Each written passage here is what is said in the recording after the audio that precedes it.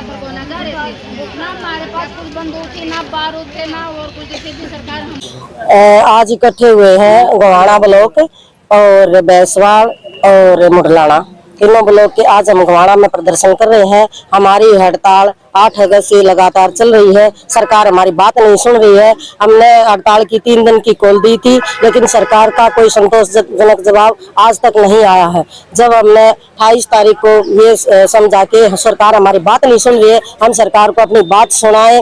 हम पंचकुला के लिए जा रहे थे, सरकार ने हमारी गाड़ियों को रास्ते में रोका, हमारी बहनों को कहीं कहीं पे उतार दिया, गाड़ियों में बिठा के कहीं थानों में रोका, कहीं पे हमारी बहनों को घरों में भी नजरबंद करके सरकार ने रखा गया। सरकार का जो ये रवैया है, ये तानाशाहपूर्ण जो रवैया सरकार अपना रही है, ये अच्छी बात नहीं है। सरकार को चाहिए कि महिलाओं की बात सुने, महिलाओं पे फ्री में काम ना ले। सरकार महिलाओं से फ्री में काम ले रही है। 4000 वेतन में आज गुजारा नहीं होता। ये वो महिलाएं हैं जो धरातल पर काम करती है, ये वो महिलाएं हैं जो 24 घंटे 4000 रुपए फिक्स मानदेय में काम करती हैं। सरकार को चाहिए कि हमारी बात सुने, और जब तक सरकार हमारी बात नहीं सुनती है, हम आंदोलन को अपने को और तेज करेंगे और सरकार को जवाब देंगे।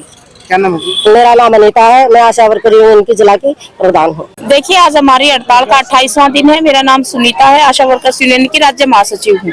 इससे पहले हमने 3 दिन की हड़ताल की घोषणा की थी, लेकिन इस हड़ताल को आगे बढ़वाने की जिम्मेदार स्वयं सरकार है। हमारी कोई बहुत बड़ी मांग नहीं है। हम सरकार से मांग कर रहे हैं कि लगातार हमारे काम बढ़ रहे हैं, लगातार महंगाई बढ़ रही है। बढ़ती महंगाई और बढ़ते काम के साथ हमारे मानदेय बढ़ने चाहिए और हमें न्यूनतम वेतन 26,000 रुपए दिया जाए, और हमारे को जो है तमाम आशाओं को परिवार समेत इलाज की गारंटी दी जाए। वो आशा वर्कर्स की रिटायरमेंट की उम्र जो है 65 साल की जाए। ये छोटी छोटी मांगे हैं जिनको लेकर सरकार हठधर्मिता पे अड़ी हुई है, और सरकार अब बयानबाजी कर रही है कि हम हरियाणा प्रदेश में आशा वर्कर्स को सबसे ज्यादा मानदेय देते हैं। हम जनता को बताना चाहते हैं, और सरकार को पता नहीं कौन जो गुमराह कर रहा है। सरकार को पता कर लेना चाहिए कि बाकी के भी 5 राज्य हमारी बराबर में आज मानदेय पे आके खड़े हो गए हैं। बाकी 5 राज्य भी आज हरियाणा के बराबर आशाओं को मानदेय दे रहे हैं। इसकी जानकारी सरकार को लेनी चाहिए, और हम इस बात का कंपैरिजन नहीं कर रहे कहाँ क्या मिल रहा है। हम इस बात को कह रहे हैं कि हम काम कर रहे हैं, महंगाई बढ़ रही है, काम बढ़ रहे हैं, और हमारा काम बुनियादी है, और 4 साल से मानदेय नहीं बढ़े तो मानदेय बढ़ने चाहिए। सरकार टेबल पे आके बात करे। सरकार टेबल पे बात नहीं कर रही, केवल अखबारों में बात कर रही है और केवल बयानबाजी कर रही है। इससे जो है काम नहीं चलना। हड़ताल है, आज 28 दिन हो गए, 20,000 आशा वर्कर हड़ताल पे हैं। तमाम स्वास्थ्य सेवाएं जो है प्रभावित हो रही हैं। इसकी जिम्मेदारी सरकार की बनती है।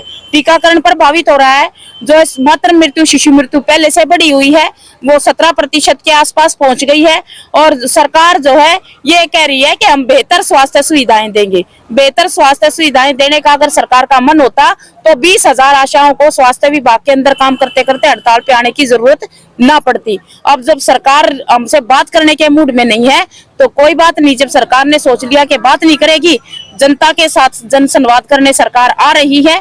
जनता के पास ही एक रास्ता है, जनता के पास आना पड़ेगा। हम भी जनता में अपना पक्ष बताएंगे, क्योंकि हम जनता का हिस्सा है। हम जनता के लिए काम करते हैं। सरकार जो जनता के लिए कर रही है वो हम भी जो है खुले तौर पे अब सरकार के बारे में जनता को बताएंगे। तो क्या जिस तरह से 28 दिन हो गए आज आपको धरने प्रदर्शन करते हुए, तो क्या रहेगा अब आगे रणनीति क्या है? गाँव जाएंगे? गाँव बिल्कुल हम गाँव में जाएंगे, और गांव में जो है हम ब्लॉक स्तर पर जन संवाद पंचायतें करेंगे। हम गांव के सरपंचों के पास जाएंगे, उनसे जो है समर्थन की अपील करेंगे। गांव में आम जनता से समर्थन की अपील करेंगे, और गांव में सभाएं करेंगे। और जो जन संवाद सरकार कर रही है, उस जन संवाद का हम खुले तौर पे जो है जवाब देंगे सरकार को। और इससे आगे जो है अभी 10 तारीख को हमारी राज्य स्तरीय कन्वेंशन होगी। 10 तारीख तक के लिए हम ये काम करेंगे, और 10 तारीख के बाद जो है आगामी निर्णय लिया जाएगा। चुनाव भी नजदीक है, बीजेपी सरकार जा रही, क्या रहेगा आपका इसको लेकर? सरकार बात नहीं मानती। देखिए, हम तो सरकार को कह रहे हैं कि भाई सरकार हमसे बात करे, और बात नहीं करती सरकार तो फिर सरकार ने भी जनता के पास आना है वोट लेने के लिए। और सरकार जनता को कैसी सुविधाएं दे रही है वो हम भी जनता को बताएंगे। हमारे देश का जो तमाम परिसंपत्तियां थी, वो सारी की सारी संपत्तियां बीजेपी सरकार जब से सत्ता में आई है, वो तमाम संपत्तियां सरकार बेच रही है। वो रेलवे का विभाग हो, वो चाहे कोई भी विभाग हो, तमाम विभागों को सरकार, मैंने एक एग्जाम्पल दिया रेलवे विभाग का, तमाम विभागों में निजीकरण सरकार लेके आई है। तमाम जो संपत्ति थी देश की वो पूंजीपतियों के हवाले कर रही है और हम ये जानते हैं। हम इसका जो है प्रचार जो है जनता के बीच में करेंगे और अंततः जनता तय करेगी कौन राज में आएगा। और सरकार की मर्जी है, सरकार जो करना चाहेगी कर लेगी, हम हमारा काम करेंगे, सरकार अपना काम कर ले। तो सरकार आपकी बात नहीं मानती तो आंदोलन जारी रहेगा? बिल्कुल आंदोलन, हड़ताल आंदोलन जारी रहेगा और हम ऐसे वापस नहीं जाने वाले। हम आर पार लड़ाई के मूड में है और पहले भी सरकार ने जो है हमसे जो है लड़ाई मोल लेके देखी है और इससे पिछली सरकारों का भी इतिहास है। माननीय भूपेंद्र सिंह हुड्डा जी जब राज में थे उन्होंने भी कहा था कि हम जो है ये इनकी कोई बात नहीं सुनने वाले, ये केंद्र सरकार की स्कीम है और माटी का तेल गिर के इनके आग लगा दो। आज भूपेंद्र सिंह हुड्डा राज में नहीं है, दोबारा राज में आने के लिए तड़प रहे हैं और ये भी राज में नहीं रहेंगे। जनता के सामने किसी की नहीं चली, रानी के पेट से राजा पैदा नहीं होते, इस प्रदेश की जनता राजा बनाएगी और जब हम इस प्रदेश की जनता के सामने इनकी पोल खोल लेंगे तो ये राजा निश्चित तौर पे ये नहीं बन सकते। तो ये सरकार जो है खुद के लिए मुसीबतें खड़ी कर रही है। धन्यवाद। एक आशा वर्कर की भी मौत हुई है धरने प्रदर्शन के दौरान। जी बिल्कुल, करनाल यमुनानगर में 28 अगस्त को हमने विधानसभा पर प्रदर्शन की कॉल दी थी। उस प्रदर्शन की कॉल में सरकार बौखला गई और बौखलाहट में जो है सरकार ने पुलिस को आदेश दे दिए कि हम जो है आशा वर्कर्स को पंचकूला में नहीं आने दिया जाए।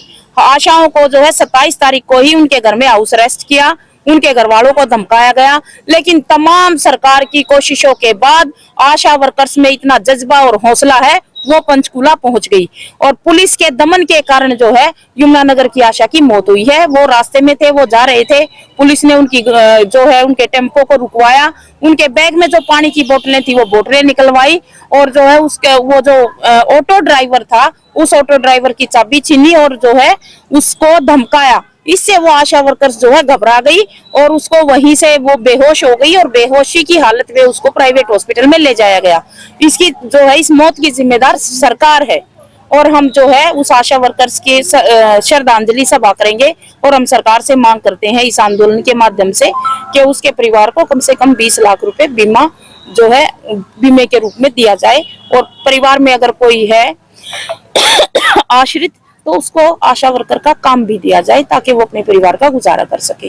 वो आशा वर्कर्स जो है आंदोलन के अंदर शहीद हुई है। ठीक है।